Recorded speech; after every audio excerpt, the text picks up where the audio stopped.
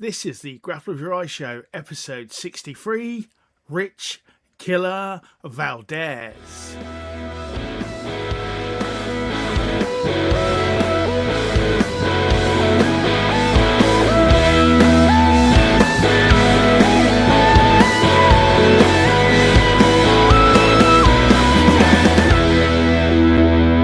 Welcome to this week's episode of the Grappler Show. I have a very special guest today, all the way from over the pond. Please welcome to the show, Rich Killer Valdez. Thank you for joining us, Rich.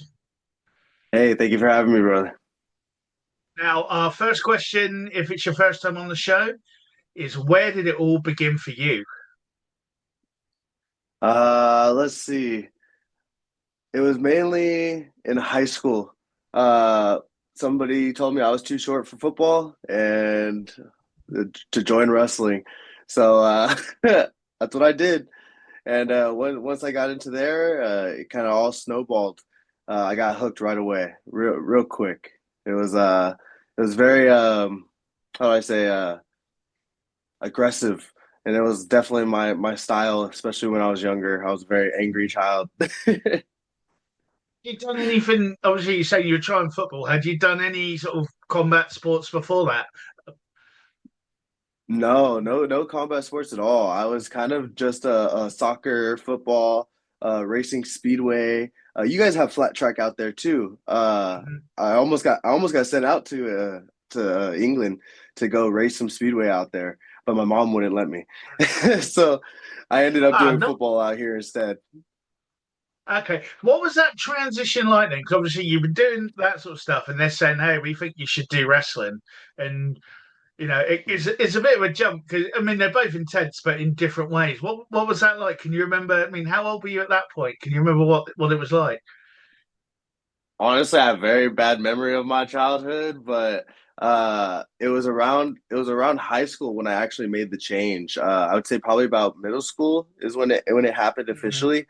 It wasn't that much different, you know. Okay. I'm a 100% person. Like you either get 0 or 100 out of me. Yeah. So it was kind of easy just to jump all in and kind of give it my all. There was obviously a learning curve, but I loved it so much I was willing to do it for sure. So what's it like? Because we know a bit about, we've had guests on talking about the sort of because we're all jealous of sort of America's wrestling system because we don't have that in schools at all over here. But for someone who this might be the first time they're listening or whatever. Now, could you just explain a little bit? Because obviously you've got the school level, the height, and it kind of goes up, and there's different tournaments and things like that. Can you just give like a just sort of a brief overview how it was for you, really, in that system? Yeah, so I actually grew up in California, which is actually one of the hardest states to actually get good in, because we only have one set of tournaments. Unlike other states that we have, there's like multiple state champions. There's like two or three per state. Uh, California is probably one of the toughest ones. So it was really hard, kind of like learning the reins, I guess you'd say. And I was starting late. I was starting in my sophomore year in high school, so I had a lot to catch up on. But luckily, I was blessed with a really, really, really good coach who taught us the basics and the foundations of how to be a good athlete. And that's kind of what drove me to be able to make it to state, to become a high level wrestler, make it to college, get scholarships, stuff like that. So I don't know if you guys have like CIF and wrestling programs like that, or even clubs, but out here It's it's more, it's super more, heavy.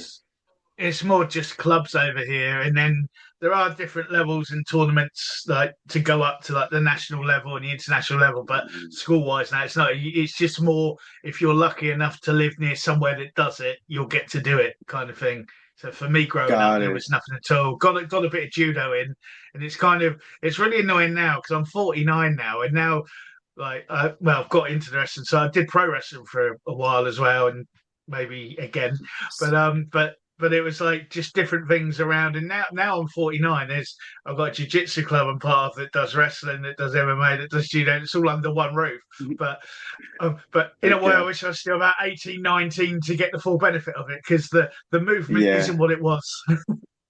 Yeah, 100%. Honestly, that's like I notice now, right? Like I'm a competitor in jiu-jitsu, and I notice like the people who don't or who didn't do wrestling when they were younger, typically don't have the same movement, the same speed, the same tenacity. Like it's just like a different level for sure. But Yeah, yeah, dude, definitely, I definitely. honestly blessed. So what? So where does this lead you then? So you're doing wrestling at like high school. You're moving up through the levels now. When does this become something where, because a lot of people do sports at a younger age or play for teams and etc. When does this become something where you're like, no, this is my thing. This is something I am. It's not. I'm not just doing this to go to school to get a scholarship or whatever. This is like my calling. This is my thing. When does that sort of moment happen for you? Honestly, that didn't happen until I got into jiu-jitsu. Um, uh, I I I actually went to high school for the 3 years of wrestling, got my scholarship to go out to Oklahoma, uh, performed pretty well, was ranked fifth in the nation, came back out to California because I was a dumb kid and didn't realize how much money school was. And then went to, yeah, dude, $30,000 in debt, 1 year of school. Crazy. Then I ended up coming back to Mount Sac and doing some more wrestling. Had some life problems, had to drop out. So I took an eventually like a 5 to 6 year hiatus from Okay. complete grappling at all. And then I ended up leading back into jiu-jitsu when my buddy said he could beat me up, and he did. So I had to learn how to do jiu-jitsu now because my buddy could beat me up, and I wasn't having that. What was But it yeah, so like once getting into? What was that like switching to jiu-jitsu? Because obviously the wrestling base is still there, muscle memory and all that. I imagine once you got into it again, but jiu-jitsu is a different thing. Like for starters, you can go on your back. After probably Yeah, being trained yeah. to not even sleep on your back, and now you're kind of you can do all this other stuff. What was that transition like? So your buddies beat you out. Yeah, okay, I'm going to go and try this. What was that difference? What was that like? Oh man, that was a game changer. I did not understand that jiu-jitsu was real. I thought wrestling was king when it came to grappling.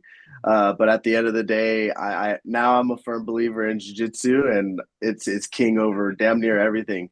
But yeah, it was a hard learning curve. I'll tell you what.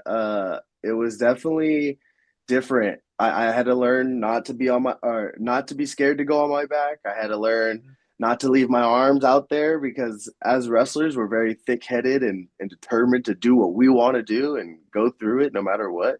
Yeah, In jiu-jitsu, you can't really do that because you're going to get set up or you're going to get, armbar, triangle, all of the above. But I'm blessed. I got to train with Lucas Leitch, which is, as you guys know, the one of the best in all of no gi and yeah. gi. So I got to luckily I didn't even know who he was. Honestly, didn't even know who he was. My buddy just said, "Hey, come train with me here." I was training there for a while, and then I'd tell people like where I was working out at, and they'd be like, "Oh my God, you're with him?" And I'd be like, "All right, let me Google this guy." So I had to Google him, and then I find out everything about him, and I'm like, "Holy shit! Like this is crazy." I'm so lucky, and yeah, man. So the learning curve was hard, but I'm blessed enough to be in a good to where they definitely helped me out. Definitely. Sort of memory sort of going up through the belts because different people have different sort of moments or different bits like where they're stuck at one for a little while or whatever else. What your sort of memories is like through your progression through jiu-jitsu? Oh, okay. So I started jiu-jitsu probably like 3.5 years ago. Uh, White belt was only 6 months. I blew through everybody because of the wrestling. Nobody Yeah. knew how to wrestle. Nobody knew how to pull guard without me taking you down, and I was just running through tournaments, and I didn't like that. I'm a very like I need a challenge. I need to work. I need to feel the fight. That's what gets me going. So it's like I told one tournament that I was like, hey, do you mind if I like bump up to the blue belt? It was like a small like it was called Golden Sun. And I asked them, I was like, hey, do you mind if I like bump up to the blue belt levels? I just want to feel it. And then they were like, yeah, sure. And then literally that week, I don't know if that guy talked to my coach or something, but that week I got promoted to blue belt. So I was only blue belt or white belt for 6 months, and then got promoted to blue. And I did good at that Golden Sun tournament. Then I went to a real tournament like IBJJF and got dog walked, completely dog walked. I didn't know what I was doing. Got triangled twice, uh, and then I got arm barred. It was bad, bad. So I had to like go back to the lab and like work on some things, figure out what was going wrong, and all of that. So that was absolutely terrible. Uh, I don't like losing. I'm a big like I need to win. I need to win. I need to win. But I ended up learning how to keep my elbows tight, learning how to not Mhm. be so thick-headed on going forward, going forward, going forward. Move both ways, go backwards, reset if you need to. And Yeah. then that's what kind of like clicked for me to get my purple belt. And now I'm sitting here at a purple belt level. Excellent. So yeah, but it must be like you say, you're sort of relearning what you already know in a different way for in transferring it across. And yeah, so but it's nice to know that like wrestlers do get caught eventually because sometimes it's, like you say we get some guys come in, they go, "Have you done anything?" They go, "I've done a little bit of wrestling." Boom, boom, boom. And it's like, Yeah, it's just yeah, because passing the like you said, keys. the intensity of it all, yeah, and it's just so where does it go from there then? So you're moving up through jiu-jitsu. Obviously, Mhm. you've moved on a little bit. You've got wrestling coaching coming on now as well. Where does this lead you? Because like you say, you're training with one of the best in the world. That must Mhm. be an interesting thing to take in anyway. I know, like just sort of every little drop of knowledge must be coming in there. It seems to be like you're in the right environment for what you sound like the kind of athlete you are. How is that progressing? How is that developing? Are you going once a week? Is it every day? What kind of routine are you doing to keep yourself developing? Because you sound like you say, you want a challenge, you want to push yourself. Yeah. So I mean, I train every day, every single day. If it's sometimes 2 times a day, sometimes 3 times a day. I always train in the gym about 3 times a week, but inside the mat room and stuff like that, it's an everyday thing. I have to. I got a lot of time to catch up on these young kids that have been training since they've been 5. So I got to get into that mat room for sure. I even bought. I mean, I'll show you. I even got mats in my house. I got the robot. You know the robot. Uh, it's No. essentially a grappling. It's a grappling dummy that's got You, springs in it and everything, so that way you can tap it out and really break its arms. nice. I've not seen that one. Yeah, No, no, fair play. That's His cool. name's Fred. You could check him out on my profile. But his name's Fred, and I learned so much with him because it's just a body that I can use. And in jiu-jitsu, there's only one stance, which is elbows tight, knees tight, feet up. So, and he's in that perfect position. Um, but So, uh, oh, what go on. honestly, what honestly gets me more knowledgeable is I kind of just jumped into it full send.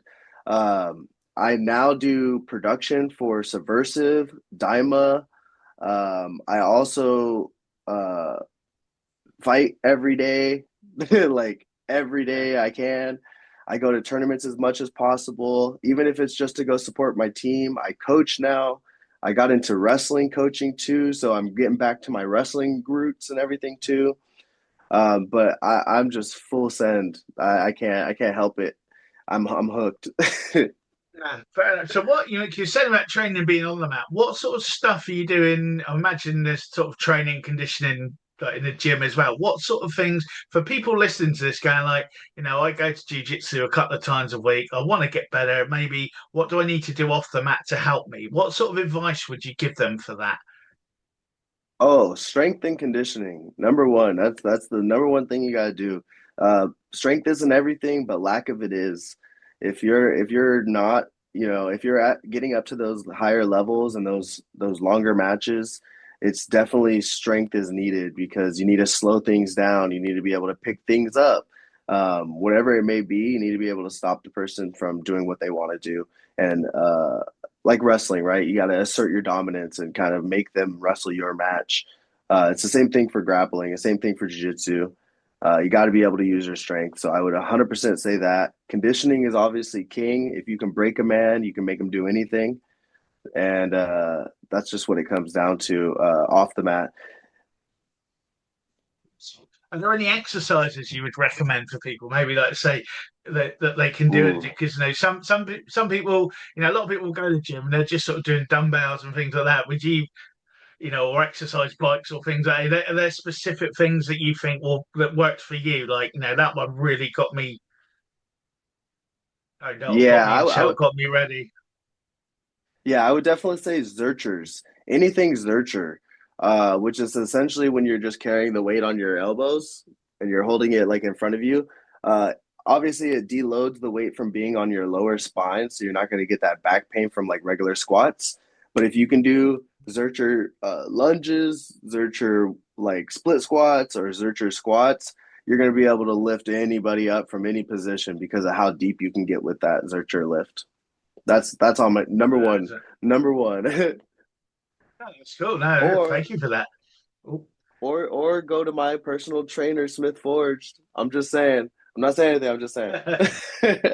Oh, fair enough, fair enough. But no, that's good because certain people, like say, oh, we go to the gym, but actually they do half an hour on a bike or they do a couple of things. There's Yeah. specific things I think are important, and like you say with the strength and conditioning. So what about then? You've got all this event management stuff coming along now with for like you said, many sort of jiu-jitsu tournaments and companies. How did you get Yeah. into that? What drew you into that? Because obviously the Yeah. competition side is something we've just spoke about, and your drive for it. But then to get involved behind the scenes as well, it's like, did you not have enough to do Yeah. already? Well, never, never. You can never be too busy. Busy life is a good life. But the reason why I actually got into the production side is because I actually, when I was taking my 5 to 6 year hiatus, I actually did event production for big brands like the Rams football team, Toyota, the Humane Society of America. We worked with a lot of big companies, so I understood production 100%. I was a project manager at one point. So now when I got into jiu-jitsu, I saw that they had programs and stuff. My buddy got in first, and then he brought me along with him. So once I got in there, I was just like, oh, I need to do this. I need this sport to grow. There needs to be money involved in this sport. There needs to be Coca-Cola everywhere, Pepsi everywhere. Yeah, All the big brands need to come into jiu-jitsu because this is the next big thing. And as you can see, it's obviously blowing up. We got UFC BJJ now. We got yeah. all the individual fights, the PGF. It's all big now. So I love that. I wanted to be a part of it, and I knew that I could make anything bigger as long as I got a part of it.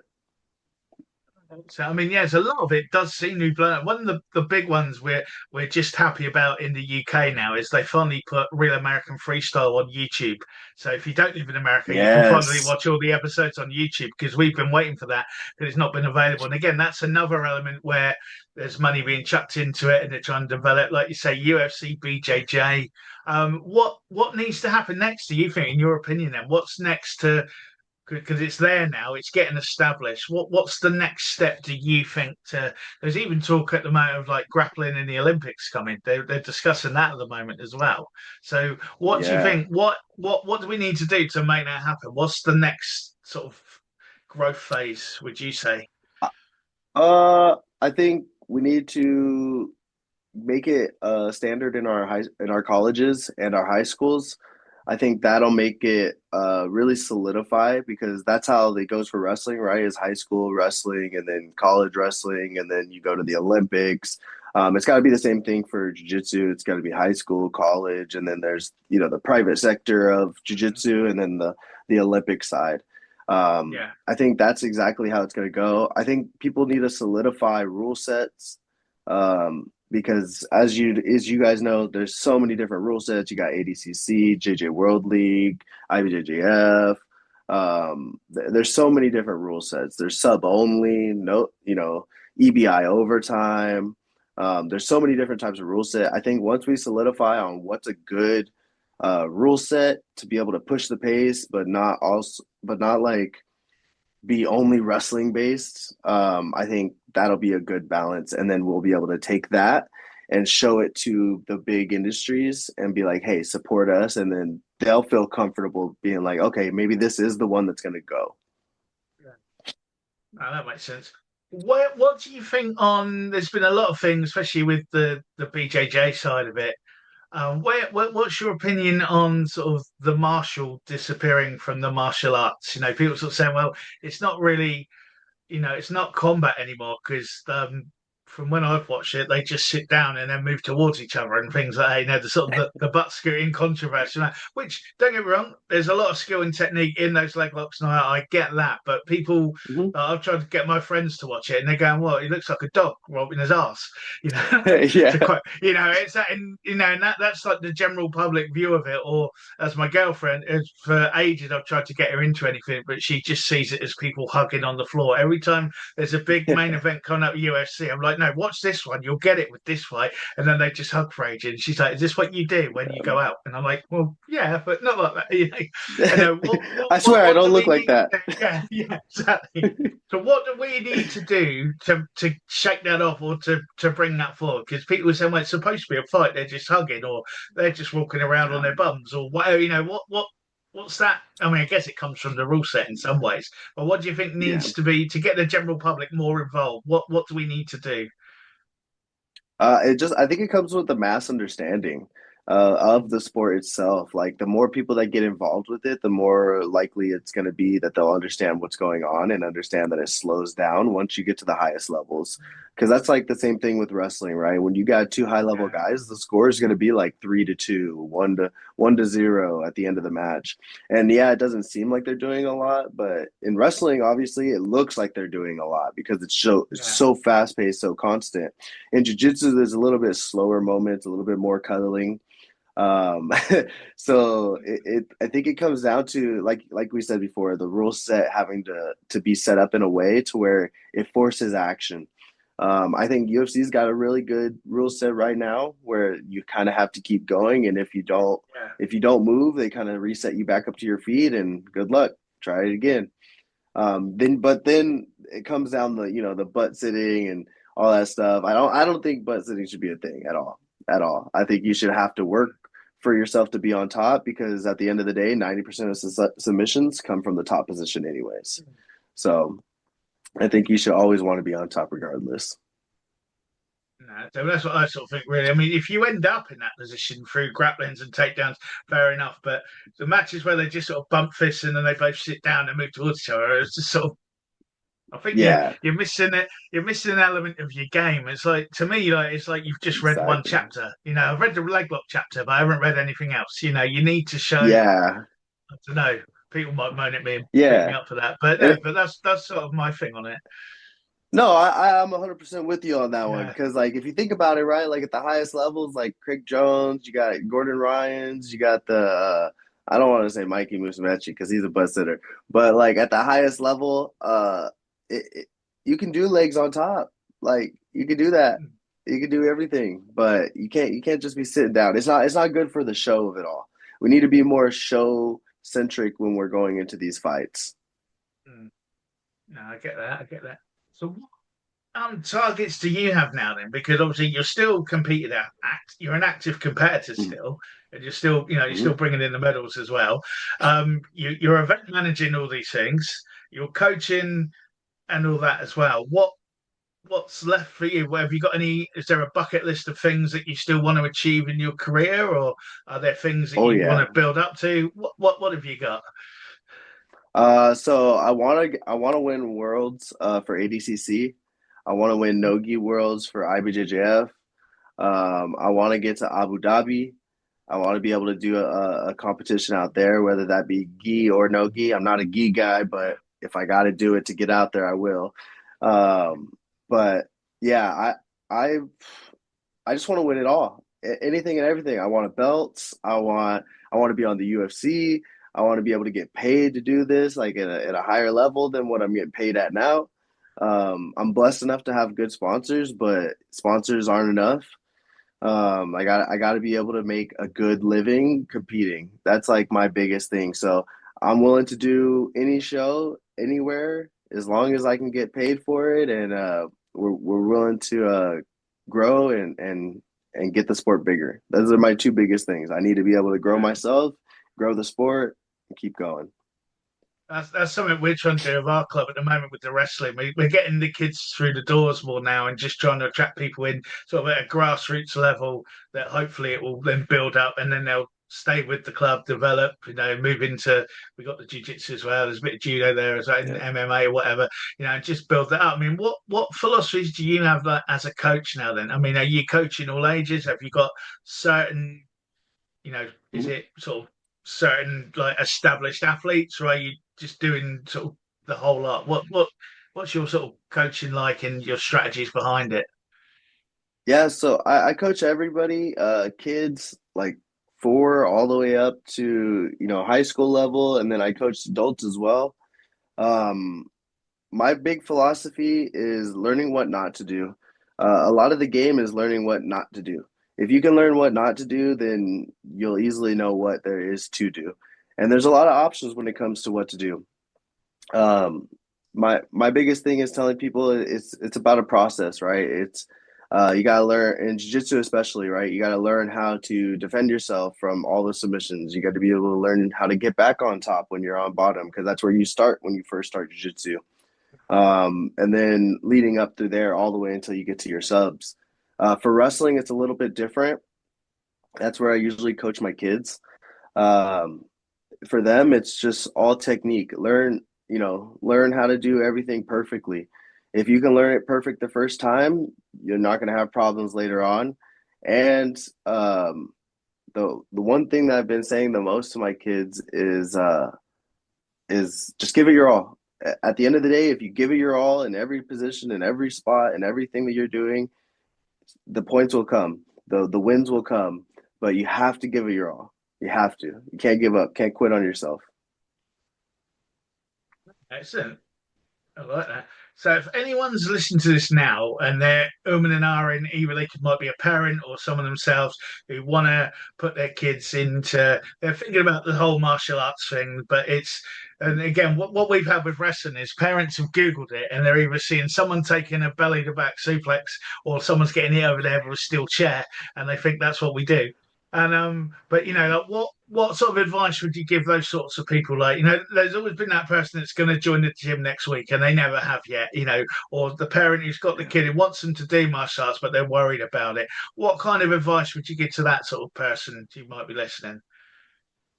That's a good question. Um, Man, I have no idea. I don't know what I would say to that person. I just feel like take the risk, realistically. Take the risk, send it. The most you can learn is, like I said, what not to do. If it's not for you, then you'll find that out real quick. If it is for you, you'll find it out real quick. It's one of those grappling is one of those things that, like, you know it. You'll know it as soon as you touch the mat. You'll know it as soon as you go live for the first time.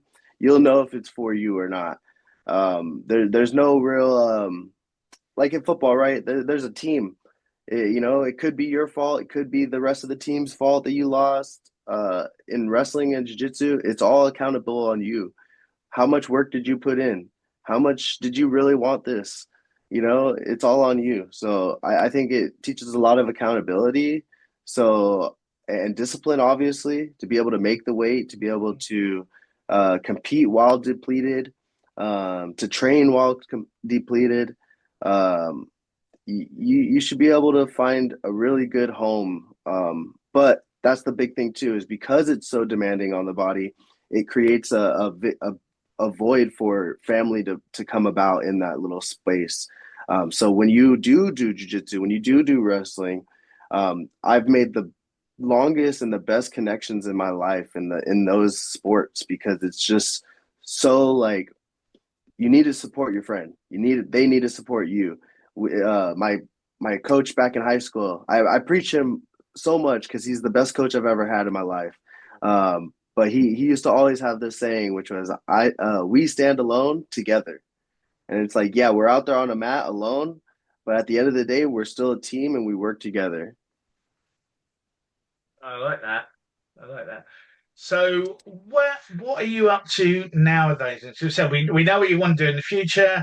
We know all that. If people are listening to this and thinking, Mhm. I'm liking what Rich is talking about, maybe I want to try out this gym or maybe try it out. Where can they find you? What are you doing? How can they get in touch with Yeah. you? Yeah, you guys can always reach me on my Instagram. I'm an addict when it comes to messaging people back. I hate having that little blue dot over there. It's like a little notification thing. I hate seeing it. So if you guys want to reach out to me personally, you can. It's Rich Killer BJJ. He'll have it tagged in the bio. Nice. And I train at Lucas Lake's checkmat. Any checkmat I can pull up to because we have that connection. It's in La Habra, California, or Upland, California. You can pull up to any UFC as well. I have access to those. And any silverback wrestling club. That's where I coach out of, and I have a lot of stake in that business, and hopefully it grows even faster. We're putting in work over there, so if you want to come get some smoke, come get it. That's great. And just any other things that you sort of like to get in, anything else you'd like to say, really? Because in fact, again, you've been very open and honest with us today, and it's been a good chat. But is there anything else you'd like to get out there that I haven't asked about, maybe? Yeah, so I also design rash guards for athletes. So I do full Oh, kits. cool. They're only a Yeah, it's only $100 for a full custom kit, your own, your designs, your ideas, your name on the back. It's actually right here, Pace Combat Customs. We do it for BJJ, wrestling, MMA, all of the above. And that's honestly one of my biggest supporters ever since I've partnered with them. And oh, and Buddies, as you can tell up there. Those are my biggest sponsors I have, and they support me 100%. Buddies is actually a topical. It's like it's like Icy Hot but better. It's full spectrum, so it's got plant power in it, and it you rub it on, and honestly, everything just goes numb. It feels really good. You don't get elevated or anything like that, but it's definitely a good tool for recovery. But Pace Combat is honestly where I make like my money to be able to support my tournaments and all that stuff. There's other sponsors like my trainer, Smith Forged. There's a new one that I just got actually out there in the UK. His name it's Jitsai. I don't know if you've heard of it, but it's called Jitsai app. Oh, check it out, dude. So Yeah. it's a jiu-jitsu app. So back in high school, I used to write down in a notebook all my moves, what I did for training, all my matches, how they went. But now there's an app for it for jiu-jitsu. So So I write in all my fights, I write in all my practices. I can go back, I can relive how to do everything. And it'll also critique you too. So like if you had like a rough match or anything like that, it'll break down like what you should be working on, what you should be focusing on.